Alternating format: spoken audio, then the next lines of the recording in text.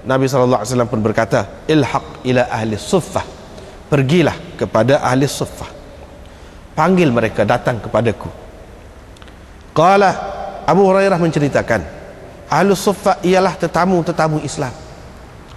Mereka tidak ada rumah ahli keluarga yang akan mereka kembali kepadanya, tidak ada harta dan tidak ada sesiapa pun. Kalau ada sesuatu sedekah yang sampai kepada Nabi SAW, baginda akan menghantarkan sedekah itu untuk mereka. Baginda tidak akan mengambil sedikit pun daripada sedekah itu. Tetapi kalau hadiah sampai kepada Nabi SAW, baginda akan menghantar orang, menjemput mereka datang. Wa asaba minha, dan Nabi SAW sendiri memakan makanan yang dihantar sebagai hadiah itu bersama-sama mereka. Wa asyrakahum fiha, bersama-sama mereka lah makan itu.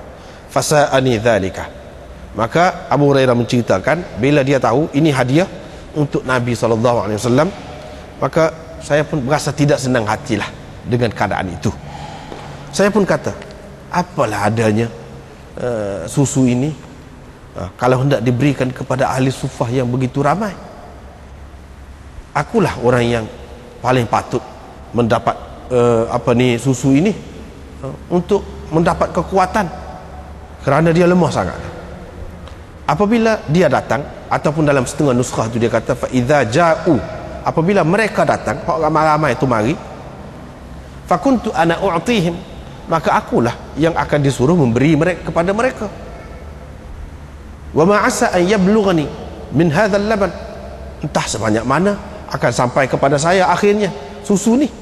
Sebab tentu sekali saya lah yang terakhir. Memang begitu cara Rasulullah. Tetapi tidak ada jalan, tidak ada cara, melainkan kena taat sajalah kepada Allah dan kepada Rasulnya. Aku pun pergi memanggil mereka. Mereka datang meminta izin. Nabi SAW pun izinkan kepada mereka masing-masing mengambil tempat di dalam rumah itu. Nabi SAW pun kata, hai Abahir. Saya berkata, ya saya wahai Rasulullah. Qala, baginda berkata, khudh, ambil susu tu, berikan kepada mereka. Saya pun ambil susu, ambil bekas itu. Mulalah saya memberikan kepada seorang daripada mereka, minum sampai puas. Kemudian dia mengembalikan bekas itu kepadaku. Saya pun berikan pula bekas itu yang kepada orang lain pula. Dia minum sampai puas. Kemudian dia bagi pula kepada aku. Begitulah sampai kepada Nabi SAW. Ketika itu semuanya sudah puas belaka minum. Nabi SAW pun mengambil dan letak di atas tangannya bekas tadi, letak di atas tangan dia. Qadah itu maknanya macam mangkuk begitulah, mangkuk. Letak di atas tangan.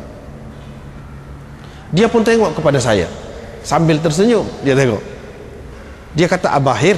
Saya berkata, ya saya wahai Rasulullah. Qala, Nabi SAW berkata, baqitu ana wa anta, saya saja yang tinggal dengan engkau. Qultu, saya kata, betul lah tu, iyalah tu wahai Rasulullah. Qala, Nabi SAW pun kata, duduk, minum. Saya pun duduk.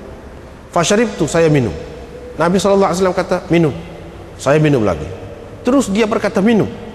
Sampai saya berkata, tidak, demi Tuhan yang telah mengutuskan engkau dengan sebenar, ma ajidu lahu maslakan, saya tidak mendapat jalan lagi mana untuk susu ini. Mana kalau kita bahasa Kelantan, tak legi tak legi dah, tak ada jalan tu, tak legi lah, mana tak legi. Ini tepat dengan hal ini, ma ajidu lahu maslakan, saya tidak menemui jalan untuknya, yang ini untuk susu tu, mana tak legi lah. Qala fa'arini, Nabi SAW pun berkata, tunjukkan kepadaku. Saya pun berikan kepada Nabi SAW mangkuk itu, bekas itu. Nabi SAW pun memuji-muji Allah dan sama, baca bismillah, wa syaribal fadlah, dan baginda minum lebih lagi, baginda minum. Seterusnya riwayat daripada Sa'ad, yakni Sa'ad bin Abi Waqqas. Beliau berkata, sesungguhnya aku adalah orang Arab yang mula-mula mengguna panah di jalan Allah. Masih lagi aku nampak kami berperang dalam keadaan tidak ada makanan untuk kami makan selain daripada daun-daun pokok hubulah dan pokok samur ini. Wa inna ahadana, dan kami pada ketika itu berak, la yada'u maknanya berak, seperti biri-biri ataupun kambing berak. Ma lahu khilt, tidak ada tidak ada lendir, cair. Mak najis itu tidak macam itu, keras betul, macam tahi kambing.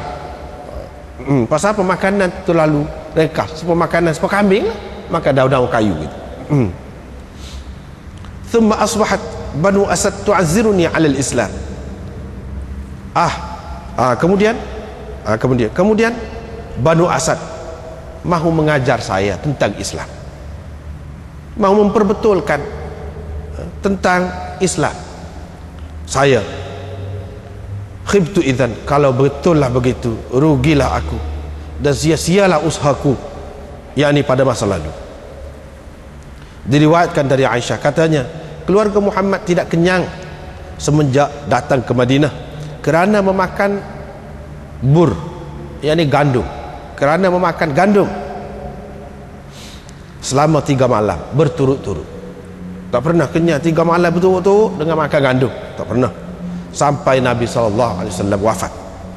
Diriwayatkan dari Aisyah lagi, katanya ma akala al Muhammad, tidak pernah keluarga Muhammad makan 2 kali makan dalam satu hari, illa, kecuali salah satu daripada makanannya itu merupakan tamar, buah tamar. Mana tamar tu mesti ada. Kalau tidak tengah hari, maka hak petang tu adalah tamar salah satunya. Diriwayatkan dari Aisyah, katanya tilam Rasulullah sallallahu alaihi wasallam itu dari kulit, dan isi tilam itu iaitu dari sabut tamar itu. Diriwayatkan dari Qatadah, katanya kami pernah pergi kepada Anas bin Malik. Pada ketika itu tukang roti dia sedang berdiri.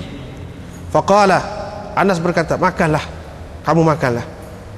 Fama a'lamun Nabi sallallahu alaihi wasallam, aku tidak mengetahui Nabi sallallahu alaihi wasallam pernah makan roti yang halus, yakni roti dari tepung yang halus, hatta lahiqa billah, sampai baginda menemui Allah.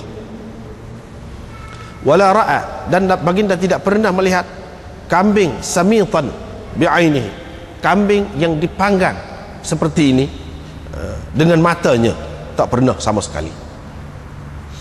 Diriwayatkan dari Aisyah, katanya